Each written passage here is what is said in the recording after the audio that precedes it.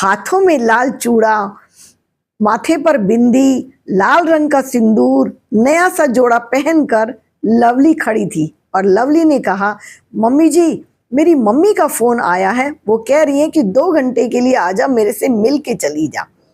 लेकिन बेटा, लकी आएगा ना, वो तुझे लेकर जाएगा शाम को, ऐसे थोड़ी जाती हैं, शुरू शुरू की बात है, दोनों साथ जाना।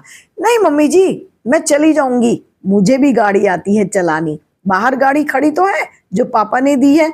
अब सास क्या कहती, हाँ कह दी थी, और उसने गाड़ी की चाबी उठाई और मम्मी के यहाँ पहुंच गई। उधर से फोन आ गया था समधन जी का, और इधर से जब माँ ने फोन उठाया तो हाँ जी कहिए, कैसी है बहन जी? कुछ नहीं, और उन्होंने कुछ कुछ कहा था, और जैसे वो कुछ कहती जा रही थी, माँ का चेहरा उतरता जा रहा था। शाम को जब लकी घर में आया तो आते ही उसने पूछा, लवली कहाँ है मम्मी?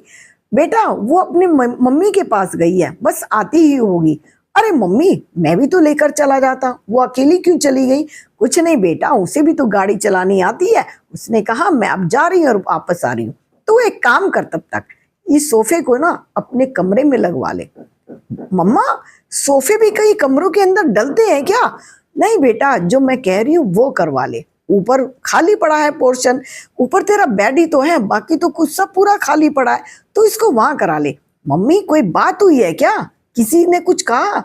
नहीं बेटा, किसी के साथ कोई बातचीत नहीं है, बस मुझे ऐसा लग रहा है कि यहाँ भीड़ ज्यादा बढ़ गई है, साफ सफाई होने में भी दिक्कत आ रही है। बेटे को कुछ समझ नहीं आ रहा था। अब जब लवली आई घर के अंदर, तो आकर देखा सोफा उसके कमरे में जा चुका था। 2 दिन के बाद फिर बोली, मम्मी जी, मेरी मम्मी का फोन आया है।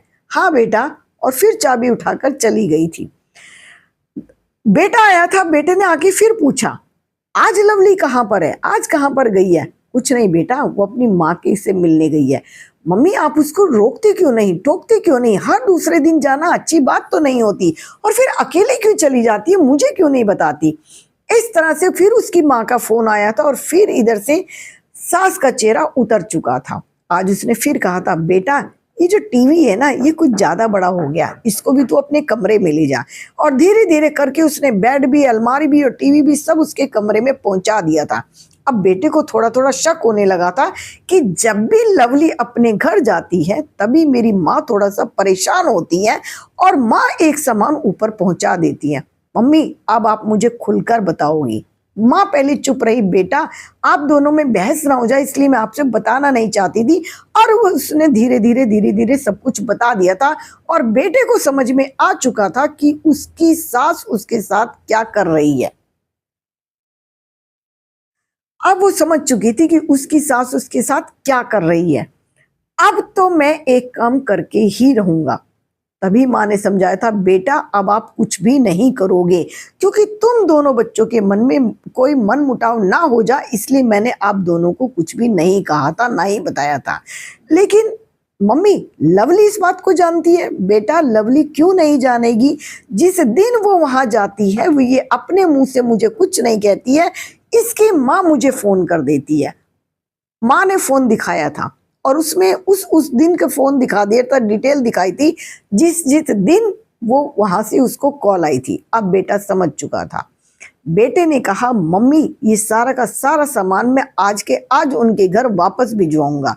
तो माँ ने समझाया था, बेटा सामान तो हम नहीं भिजवाएंगे, उसमें उनकी भी बेइज्जती है और हमारी भी बेइज्जती है। जब ये सामान यहाँ से लदेगा, ये ट्रक में के अंदर जाएगा, तो 4 पड़ोसी क्या कहेंगे और 4 रिश्तेदार क्या कहेंगे, और जब उनके घर भी पहुंचेगा तो उनके पड़ोसी क्या कहेंगे, उनके रिश्तेदार क्या कहेंगे। तो मुझे क्या करना चाहिए मम्मी? कुछ नहीं, आप शांत रहिए और उनके ससुर जी से बात कीजिए। पापा के साथ बात करेंगे, ये इसका यही सॉल्यूशन निकलेगा। ससुर जी के सामने जब बात आई थी तो उन्होंने कहा कि तुमने मुझे क्यों नहीं बताया था? समधी ने दोनों ने बात की थी, और तब समधी जी ने कहा था, ठीक है मैं घर में बात करता हूँ और बेटी को भी और पत्नी को भी समझा दूंगा, नहीं तो ये आपका सामान वापस पहुंच जाएगा। दामाद ने उनको कहा था, नहीं बेटा इतना बड़ा अनर्थ मत करना, आपकी भी इज्जत है और मेरी भी इज्जत है। अब उसने अपने घर में बेटी को और पत्नी को समझाया था, तब जाकर दामाद थोड़ा शांत हुआ था। लेकिन ये जो सामान होता है ये बच्चों के यूज के लिए सामान दिया जाता है, बच्चों के लिए ही होता है। माँ बाप भी खुश होते हैं उस चीज को देखकर और रखकर। अगर अपनी बेटियों को ही सामान देना है, घर के लिए नहीं देना है, तो उतना ही देना चाहिए जितना कि उसके कमरे में आ सके और खुलकर बोले और खुलकर बात करें। बच्चों के मन में कोई मन मुटाव ना आ जाए और इस तरह की बात बेटी के दिमाग में ना डाली जाए, उसको पहले ही सेट करा दिया जाए, सोच समझकर फैसले लिए जाए और इसमें उनके पापा या जेंट्स को भी इन्वॉल्व किया जाए। और बेटी आज अगर सामान अलग करती है तो चूल्हा अलग करने में उसे देर भी नहीं लगेगी। ये समधी ने अपने घर में समझा दिया था और अब बच्चों की समझ में आ चुका था कि वो गलती कर चुके हैं। जब लवली घर में आई थी तो लक्की ने उससे एक ही बात पूछी थी कि जब तुम ये सारा कुछ कर रही थी तो आपने मुझे क्यों नहीं बताया था, चुपचाप क्यों कर रही थी। अब लवली शर्मिंदा हो चुकी थी कि जी मेरे से गलती हो गई, मम्मी मुझे जो कह रही थी मैं वही काम कर रही थी। ये ठीक है कि आपकी मम्मी जो कह रही थी वो आप कर रही थी, आप माँ की बात मानती हैं, बहुत अच्छा है, लेकिन मेरी माँ की तबीयत तो हर बार खराब हुई है, आपने कभी नहीं बताया कि किस वजह से मेरी माँ बीमार हो रही है।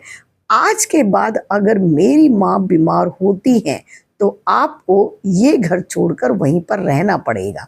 नहीं जी, मैं ऐसी गलती फिर कभी नहीं करूंगी और आपको हर बात मुझे ही बतानी पड़ेगी अपनी माँ की से बात करने से पहले। अब लवली की समझ में आ चुका था कि वो गलती तो कर चुकी है और उसने माफी मांग ली थी।